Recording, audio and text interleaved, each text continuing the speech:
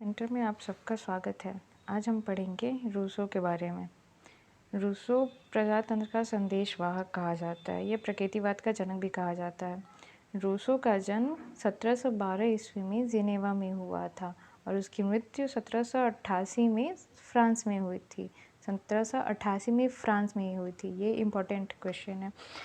कई बार पूछा भी गया है कि रूसो की मृत्यु कहाँ हुई थी। तो जब ऑप्शन में रहता है जिनेवा, फ्रांस, इटली या फिर कुछ भी हो, तो कई लोग जिनेवा को ही लगा देते हैं, लेकिन उसका आंसर होगा फ्रांस।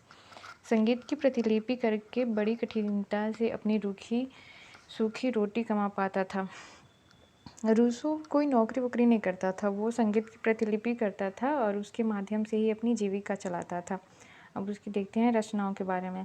उसकी सबसे प्रमुख रचना थी has the progress of science and art contribution to corrupt or purity morals. ये 1749 में हुई थी। ये इसकी पहली प्रसिद्ध रचना है। ये दूसरी है discourses on arts and science. ये आई थी 1749 में ही। Discourses on the origin and foundation of the inequalities of man, ये 1754 में आई थी। जो इसकी चौथी पुस्तक है इंट्रोडक्शन ऑफ पॉलिटिकल इकोनॉमिक्स, 1758 में।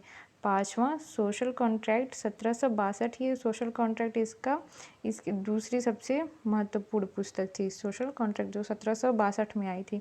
इमाइल 1762 में ही। अब इसकी जो रचनाएं हैं ये सारी ये क्रम से लगाने के लिए आ जाती हैं, तो इसको ध्यान से देखिएगा। अब आगे देखते हैं सामाजिक समझौता के बारे में। सामाजिक समझौता में जो पहला है वो है मानव स्वभाव। आदिम मनुष्य का स्वभाव लगभग पशु तुल्य, निष्पाप और स्वाभाविक रूप से निर्दोष था। वह नैतिकता के विचारों से रहित और सहज भावना से काम करने वाला बुद्धिहीन प्राणी था। उसी के शब्दों में वह एक आदर्श बर्बर था। यहाँ पे अगर हम हॉब्स की बात करें तो हॉब्स मानव को कैसा मानता था? वो मानता था कि मानव अहंकारी है, झगड़ालू है, उसमें कई सारे दुर्गुण होते हैं। वहीं लॉक के उदार मानते थे, जो सहायता और आदि कई भी गुणों से परिपूर्ण थे। और यहाँ पे रूसो क्या मानते हैं कि मानव का स्वभाव कैसा है? तो मानव का स्वभाव निर्दोष, नैतिकता विचारों से रहित और सहज भावना से काम करने वाला बुद्धिहीन प्राणी। और ये एक सबसे इम्पॉर्टेंट सेंटेंस है कि वह एक आदर्श बर्बर था। तो ये क्वेश्चन पूछ लिया जाता है कि किसके अनुसार प्राकृतिक अवस्था में मनुष्य एक आदर्श बर्बर था, तो किसके अनुसार कर देंगे? वो रूसो के अनुसार कर देंगे। रूसो ने प्राकृतिक अवस्था में मानव स्वभाव को कैसा माना था? आदर्श बर्बर माना था। उसकी प्राकृतिक अवस्था कैसी थी देखते हैं। आदिम मनुष्य एकाकी और जंगली जीवन व्यतीत करता था। उसकी इच्छाएं और आवश्यकताएं बहुत अधिक सीमित थीं और वह पूर्णतया स्वतंत्र, संतुष्ट और सुखी था। न तो कोई घर था, न कोई चिंता। प्राकृतिक अवस्था जंगलीपन की अवस्था अवश्य थी, परंतु वह उत्कृष्ट जंगली था। अब यहाँ पे ये एक इम्पॉर्टेंट है कि प्राकृतिक अवस्था कैसी थी? तो वो जंगलीपन की अवस्था थी और वो कैसी और उत्कृष्ट जंगली थी। तो अगर क्वेश्चन में पूछे कि प्राकृतिक अवस्था में उत्कृष्ट जंगली शब्द को किसने कहा, तो वो कौन वो होगा? रूसो। उसमें सभ्य मनुष्यों वाले दुर्गुण न थे। संपत्ति रूपी सर्प मानव समाज में पैदा हो गया और उसकी सुख शांति काफूर हो गई। ये भी एक महत्वपूर्ण सेंटेंस है जो परीक्षाओं में पूछा जाता है कि ये किससे संबंधित है। संपत्ति रूपी सर्प मानव स्वभाव में पैदा हो गया और उसकी सुख शांति काफूर हो गई। ये इसके महत्वपूर्ण सेंटेंस है, इसको ध्यान से देखिएगा। आगे देखते हैं अनुबंध या सामाजिक समझौता। असहनीय शक्ति से छुटकारा प्राप्त करने के लिए सभी व्यक्ति एक स्थान पर एकत्रित हुए और उनके द्वारा अपने समस्त अधिकारों का समर्पण किया गया। यह समर्पण व्यक्ति विशेष के लिए नहीं, परन मानव समाज के लिए किया गया। यहाँ पर अगर हम पहले की बात करें तो हॉब्स कैसा सामाजिक समझौता मानता है? हॉब्स सिर्फ एक मानता है जो मनुष्यों द्वारा किया गया। वहीं लॉक दो सामाजिक समझौता मानता है, जो एक पहले मनुष्यों द्वारा किया गया जिससे समाज की उत्पत्ति हुई, और जो दूसरा समझौता हुआ वो मनुष्यों का शासक के साथ हुआ। तो जो लॉक का सामाजिक समझौता था उसमें शासक एक भाग था और हॉब्स के सामाजिक समझौते में शासक कोई भाग नहीं था बल्कि परिणाम था।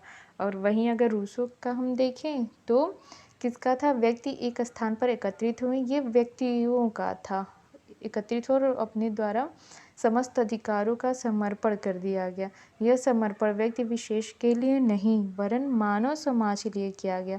अगर हम हॉब्स की इसकी तुलना करें तो हॉब्स में समर्पण किसको किया गया था? एक व्यक्ति को किया गया था, शासक को दे दिया गया था। और यहीं पर ये रूसो का क्या है? तो रूसो समर्पण व्यक्ति विशेष के लिए नहीं किया गया, अर्थात यहाँ पे किसी शासक को अपने अधिकार समर्पित नहीं किए गए वरन वो समाज को किया गया, मानव समाज के लिए किया गया। अनुबंध द्वारा प्रत्येक व्यक्ति के अपने पूर्ण व्यक्तित्व या शक्तियों को एक ही राशि या ढेर में मिला दिया जाता है और व्यक्ति स्वयं उस राशि या ढेर का एक अविभाज्य अंग बन जाता है। मतलब जो सारे व्यक्ति मिलके अपने सारे अधिकारों को एक जगह समर्पित करते हैं, वो राशि या ढेर में मिला दिया जाता है और व्यक्ति स्वयं उस राशि या ढेर का अविभाज्य अंग बन जाता है। इस प्रकार के पारस्परिक संयोग से उत्पन्न समूह का नाम ही राज्य या राजनीतिक समाज है। अगर हम यहाँ पे देखें और अन्य लॉक और हॉब्स से तुलना करें तो हॉब्स का क्या था? वहाँ पे एक शासक का जो कॉमनवेल्थ की उत्पत्ति होती है। लॉक का देखें तो सर्वोच्च शक्ति की उत्पत्ति होती है और यहाँ पे किसकी उत्पत्ति हुई? राज्य या राजनीतिक समाज की उत्पत्ति हुई। यहाँ पे किसी व्यक्ति विशेष की उत्पत्ति नहीं होती है।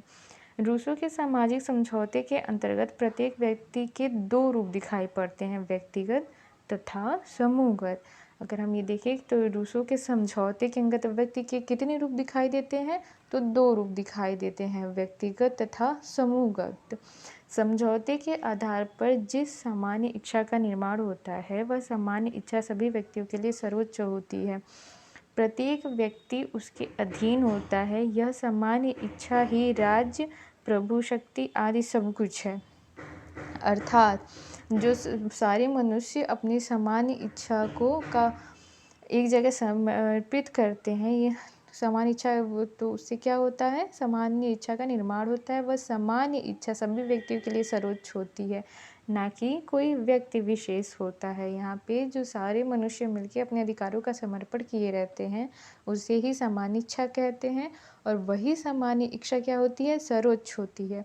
प्रत्येक व्यक्ति उसके अधीन होता है। यह सामान्य इच्छा ही राज्य, प्रभु शक्ति आदि सब कुछ है। अर्थात हॉब्स में क्या हुआ था कि जो मानव समझौता किए थे तो उससे राज्य या शासक की उत्पत्ति हो गई थी, एक व्यक्ति विशेष की। अगर लॉक का देखें तो लॉक में भी यही हुआ था, परंतु अगर हम रूसो में ये समझौता देखते हैं तो इसमें किसी व्यक्ति विशेष की उत्पत्ति नहीं होती है, ना ही तो किसी शासक की उत्पत्ति होती है, वरन जो मनुष्य अपने सारे अधिकारों का समर्पण एक जगह एक ढेर को किए हुए रहते हैं, एक ढेर बनाते हैं, तो वही क्या हो जाता है? अमूर्त रूप से राज्य की उत्पत्ति हो जाती है, राजनीतिक समाज की उत्पत्ति हो जाती है और वही जो मनुष्यों के सामान्य इच्छा होते हैं, जो सबकी इच्छाओं का एक ढेर होता है, वह क्या होता है? राज्य, प्रभु शक्ति आदि वो सब कुछ होता है, वही सर्वोच्च होता है।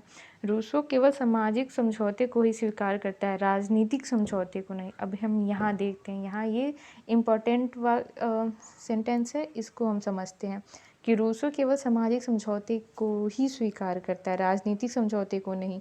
अगर हम ऊपर हॉब्स लॉक को पढ़े हैं, अगर हम उनकी बात करें तो उनका जो समझौता है तो एक तरह से वो राजनीतिक समझौता है, क्योंकि वहाँ पे एक शासक की उत्पत्ति होती है और उसके हाथ में सब अधिकार, जितने भी राज्य के कानून बनाने के या जितने भी कार्य होते हैं उन सबका अधिकार उनके हाथ में होता है। परंतु यहाँ क्या है? तो यहाँ तो किसी शासक की, किसी ऐसे राज्य की उत्पत्ति होती नहीं है, वरन वो जो राज्य होता है रूसों में वो सबकी इच्छा ही होती है, वो सबकी इच्छाओं का रूप होता है राज्य। तो यहाँ पे वो राजनीतिक नहीं होता वरन सामाजिक समझौता होता है। तो रूस अगर क्वेश्चन पूछें कि इसमें से निम्न में से कौन से दार्शनिक केवल सामाजिक समझौते को स्वीकार करते हैं, और ऑप्शन में हॉब्स, लॉक, रूसो या बेंथम दिया हो, तो क्या हम ऑप्शन में टिक करेंगे? रूसो करेंगे। अब हम रूसो की सामान्य इच्छा देखते हैं। ये रूसो का सबसे महत्वपूर्ण है। सामान्य इच्छा, सामान्य इच्छा दो होते हैं, यथार्थ और आदर्श। यथार्थ इच्छा क्या होती है? वह इच्छा जिसमें व्यक्ति गत स्वार्थ की प्रबलता होती है, अर्थात जिसमें व्यक्ति विशेष अपने स्वार्थ को देखता है।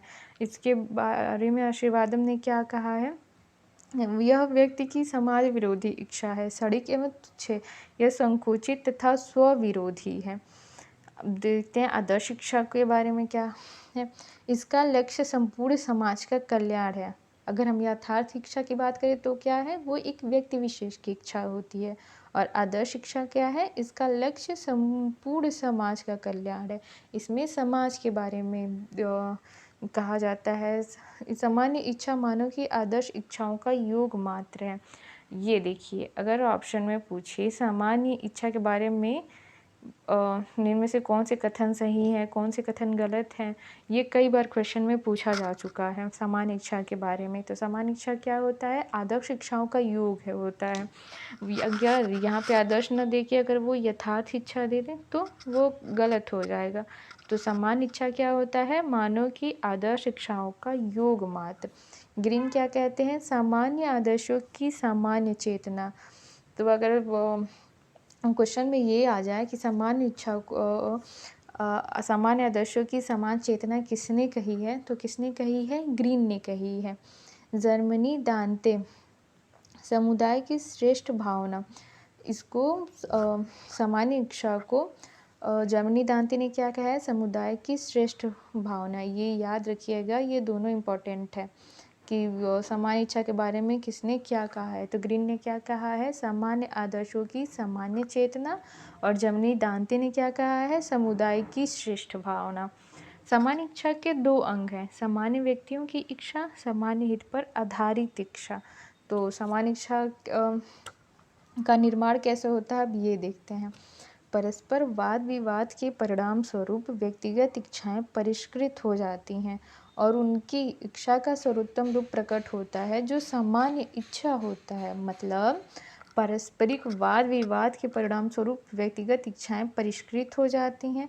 जब मनुष्य आपस में एक दूसरे से वाद विवाद करते हैं, अपनी इच्छाओं के लिए वाद विवाद करते हैं, तो वहाँ पे व्यक्तिगत इच्छाएं क्या हो जाती हैं, परिष्कृत हो जाती हैं और उन्हीं इच्छा का सर्वोत्तम रूप प्रकट होता है जो सामान्य इच्छा होता है। इसमें किसी एक व्यक्ति की इच्छा नहीं होती है, वो पूरे समूह की, समाज की, राज्य में जितने व्यक्ति होते हैं उनकी इच्छाओं का परिष्कृत रूप होता है जो सर्वोत्तम रूप होता है। हॉबहाउस ने क्या कहा इसके बारे में, यथार्थ इच्छा तथा आदर्श इच्छा का अंतर व्यवहार में सही नहीं होता है। ये महत्वपूर्ण सेंटेंसेस हैं जो कई विद्वानों द्वारा कहे गए हैं, तो इनको हम ध्यान से देखते हैं। यथार्थ इच्छा तथा आदर्श इच्छा का अंतर व्यवहार में सही नहीं होता है, यह किसने कहा है, हॉबहाउस ने कहा है। मार्ले ने क्या कहा, रूसो ने कोरी बहस में अपना समय नष्ट कर दिया। ये कई बार विभिन्न परीक्षाओं में पूछे जाते हैं कि रूसो के बारे में निम्न कथन किसका है, निम्न कथन किसका है। तो देखते हैं कि रूसो ने कोरी बहस में अपना समय नष्ट कर दिया, तो किसने कहा है, ये मार्ले ने कहा है। वाहन क्या कहते हैं, रूसो ने अपने समष्टिवादी विचारधारा से व्यक्ति को शून्य बना दिया है। वाहन क्या कहते हैं, रूसो ने अपनी समष्टिवादी विचारधारा से व्यक्ति को शून्य बना दिया है। मैकाइवर का देखते हैं, सामान्य इच्छा का योग मात्र शासन को स्वशासन में प्रणीत कर देता है। नवयुगा का पथ प्रदर्शक कहा है शिलर ने क्या कहा है, सामान्य इच्छा को नवयुगों का पथ प्रदर्शक। अब देखते हैं विधि और विधि निर्माता। सामान्य इच्छा द्वारा संवैधानिक विधियों का निर्माण किया जाता है। रूसो क्या कहते हैं कि जो मनुष्यों द्वारा अपनी इच्छाओं को वाद विवाद के द्वारा परिष्कृत कर दिया जाता है, जो एक समाज की इच्छा, आदर्श इच्छा होती हैं, तो वो सामान्य इच्छा संवैधानिक विधियों का निर्माण करती है। तो सामान्य इच्छा द्वारा संवैधानिक विधियों का निर्माण होता है। यहाँ पे हम ये सोच के चलेंगे, ऊपर जो पढ़े हैं हम, कि जो सामान्य इच्छा होता है वही राज्य होता है और राज्य ही सर्वोच्च होता है। तो यहाँ पे राज्य का क्या मतलब हो सकता, सामान्य इच्छा से। तो सामान्य इच्छा द्वारा संवैधानिक विधियों का निर्माण होता है। रूसो कहते हैं कोई भी राज्य वैध नहीं है जब तक कि उस पर विधियों का शासन न हो। इस प्रकार से शासित राज्य, उसके शासन का रूप कुछ भी हो, गणतंत्र है। वो क्या मानते हैं, वो गणतंत्र को मानते हैं और वो कानून को मानते हैं। वो मानते हैं कि राज्य में कानून होना चाहिए, अगर कानून नहीं होगा तो राज्य में अराजकता फैल जाएगी, लोग एक दूसरे को मारेंगे, अशांति फैली रहेगी, युद्ध छिड़ा रहेगा, तो वो राज्य वैध नहीं होगा। तो कोई भी राज्य वैध नहीं है जब तक कि उस पर विधियों का शासन न हो, और इस प्रकार से शासित राज्य, उसके शासन का रूप कुछ भी हो, गणतंत्र है। अपनी विधि की धारणा के अंतर्गत रूसो केवल संवैधानिक विधियों की कल्पना करता है, नागरिकों के पारस्परिक संबंधों को निर्धारित करने वाली सामान्य विधियों को नहीं। अब देखते हैं यहाँ पे क्या है, सामान्य, अपनी विधि की धारणा के अंतर्गत रूसो केवल संवैधानिक विधियों की कल्पना करता है, नागरिकों के पारस्परिक संबंधों को निर्धारित करने वाली सामान्य विधियों को नहीं। वो ना तो राजनीतिक समझौता भी देखें तो उसमें सामाजिक समझौता है, और यहाँ पे अगर विधियों की बात की जाए तो रूसो केवल संवैधानिक विधियों की कल्पना किया है, सामान्य विधियों की नहीं, जो नागरिकों के आपसी संबंधों के बारे में होते हैं। देखते हैं राज्य तथा सरकार के बारे में उसके क्या विचार हैं। तो रूसो के अनुसार सरकार का प्रमुख कार्य विधियों का निर्माण न होकर उन्हें लागू करना होता है, क्योंकि विधियों का निर्माण तो संप्रभु जनता के द्वारा किया जाता है। यहाँ पर रूसो क्या मानते हैं कि विधियों का निर्माण किनके द्वारा होता है, और राज्य का कार्य नहीं होता, वो किसका कार्य है, समान इच्छा का कार्य है, क्योंकि विधियों का निर्माण तो संप्रभु जनता के द्वारा होता है। विधियों, तो यहाँ क्या मानते हैं कि विधियों का निर्माण कौन करता है, संप्रभु, वो जनता द्वारा होता है। इस प्रकार रूसो ने सरकार शब्द का प्रयोग वर्तमान समय की कार्यपालिका के अर्थ में किया है। तो अगर ये क्वेश्चन पूछे रूसो ने सरकार शब्द का प्रयोग वर्तमान समय की किस के लिए किया है, तो वो किसके लिए हो जाएगा, कार्यपालिका के लिए हो जाएगा। रूसो प्रत्यक्ष प्रजातंत्र को सर्वोत्तम मानता है। ये क्वेश्चन भी पूछा जाता है कि प्रत्यक्ष प्रजातंत्र का प्रतिपादक कौन है, प्रत्यक्ष प्रजातंत्र से संबंधित कौन सा दार्शनिक है, और प्रत्यक्ष प्रजातंत्रवादी के रूप में कौन जाना जाता है। तो इन सबका आंसर क्या होगा, रूसो। तो रूसो प्रत्यक्ष प्रजातंत्र को सर्वोत्तम मानता है। यथार्थ में यदि सही कहा जाए तो सच्चा प्रजातंत्र न कभी हुआ है और न कभी होगा। रूसो समय समय पर जनसभाएं बुलाने का सुझाव देता है, जिससे वह सामान्य इच्छा व्यक्त कर संप्रभुता का प्रदर्शन कर सके। इस प्रकार की जनसभाएं ही सरकार के हस्तक्षेप से जनता की प्रभुता की रक्षा कर सकती हैं।